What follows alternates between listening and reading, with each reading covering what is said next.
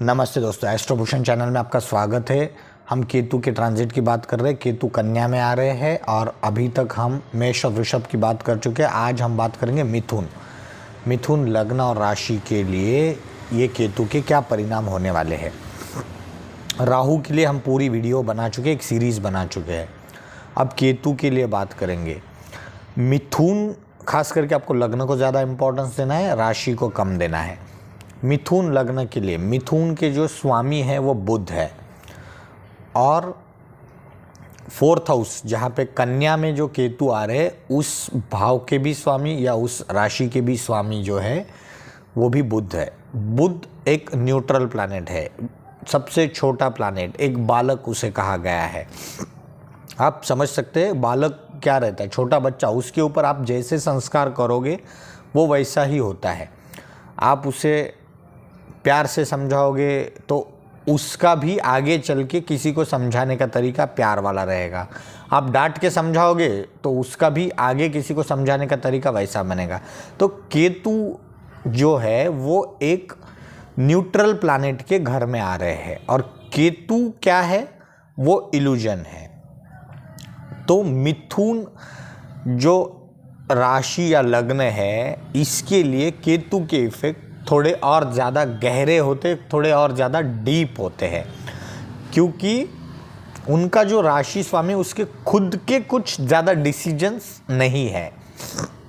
अब केतु क्या है, ज़्यादा मतलब मिथुन ज़्यादा वल्नरेबल राशि हम कह सकते हैं, क्योंकि वो केतु उसको जिस डायरेक्शन में लेके जाएगा ये लोग इजीली उस डायरेक्शन में खुद को मूव करा लेते हैं। अब वो आ रहे हैं केतु 4th हाउस में।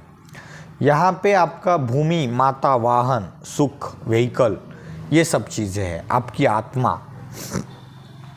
तो भूमि से रिलेटेड आपको कोई भी जगह चेंज नहीं करनी, आपकी प्लेस चेंज करनी नहीं है।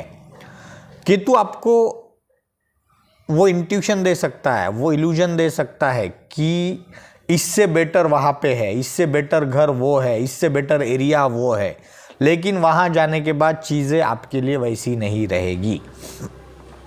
आप बहुत दिनों से यहाँ पे रह रहे, इस मकान का, इस घर का आपने जो आनंद लुटा है, जो सुख लिया है, उसी को और आगे 1.5 साल आप कंटिन्यू कीजिए, वो आपके लिए बेटर है।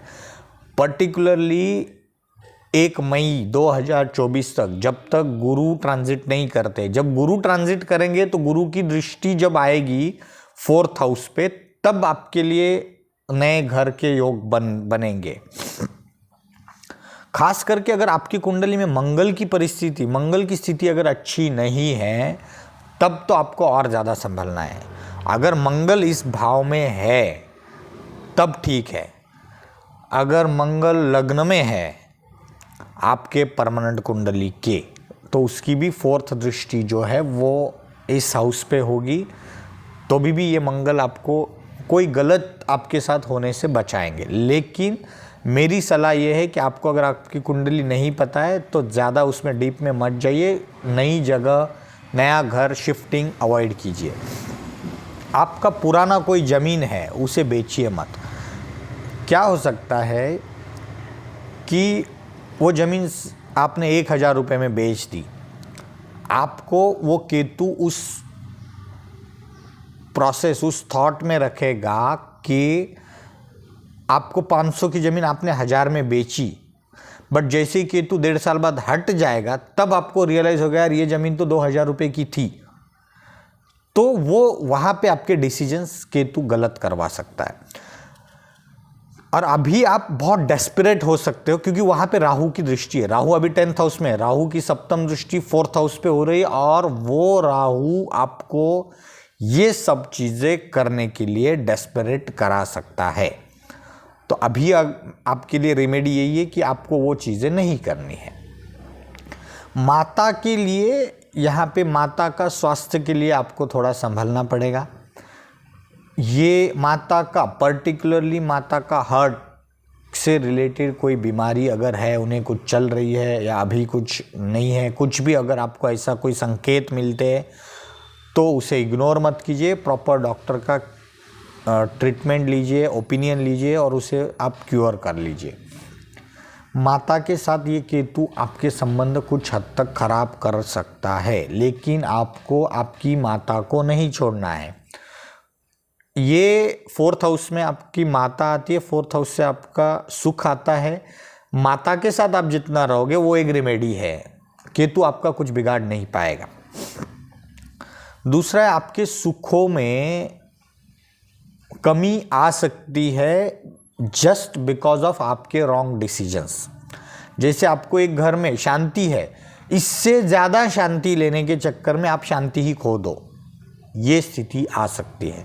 तो जो चल रहा है उसे 1.5 साल आप सिर्फ चलाइए, तो फिर आपके लिए जो स्थितियां है वो बनी रहेगी, जैसी है वैसी ही चलती रहेगी। दूसरा चीज़ है, आप व्हीकल में कोई इन्वेस्टमेंट मत कीजिए। व्हीकल से जो सुख है वो केतु आपको नहीं देगा। या आप जो सोच के देखिए, सुख की परिभाषा करना बहुत डिफिकल्ट है। कोई आदमी 10,000 रुपये सैलरी में भी सुखी है, कोई 1 लाख में भी सुखी नहीं है। यहाँ पे ये केतु, भले आपने वो गाड़ी 10 लाख की क्यों ना लो, बट वो सुख वो केतु आपको नहीं देगा। जैसे ये 1.5 साल खत्म होगा तो शायद आपको 1 लाख की गाड़ी में भी सुख मिल जाएगा। तो वो सुख जो मैं कह रहा हूँ, ये वो सुख है जो कि उसकी परिभाषा हुई, उसकी कोई सीमा नहीं है। वो सुख आपको यहाँ पे ये केतु नहीं देगा। तो रेमेडी ये है कि आप उसमें पैसा इन्वेस्ट ना करना। उस जगह पे आपको पैसा आपका चला जाएगा, पैसा खर्च हो जाएगा और उससे अलग से स्ट्रेस आएगा। केतु की एक दृष्टि आपके जॉब के स्थान पे भी है, वहाँ पे राहु भी है। राहु आपके जॉब के स्थान को अच्छा कर रहा है, लेकिन वहाँ पे केतु की दृष्टि है। कोई गलत डिसीजन आप ना ले, वो सिर्फ थोड़ा सा देखना। और मैं बार बार बोल रहा हूँ, आपके लिए जो स्थितियाँ है वो खराब सिर्फ और सिर्फ आपके डिसीजन, गलत डिसीजन की वजह से हो सकते हैं। तो हमने माता के लिए बात किया। भूमि, नया घर खरीदना नहीं है, न आपका खुद का घर है तो उसे बेचना नहीं है। वाहन के लिए बात किया। आपकी जो आत्मा है, यानी आपका जो सोल है, वही है कि जो आपके सुख है, वो सुख को आप नाप नहीं पाओगे, गिन नहीं पाओगे। वो चीज़ें वहाँ पे आपके लिए बिगाड़ सकता है। तो मिथुन लग्न और राशि के लिए आने वाला 1.5 साल थोड़ा सा संभलने का टाइम है। उसमें आप संभलिए। आप गणपति की आराधना, गणपति की उपासना करते रहिए। अगर आपका केतु की दशा है तो और ज़्यादा संभलना है।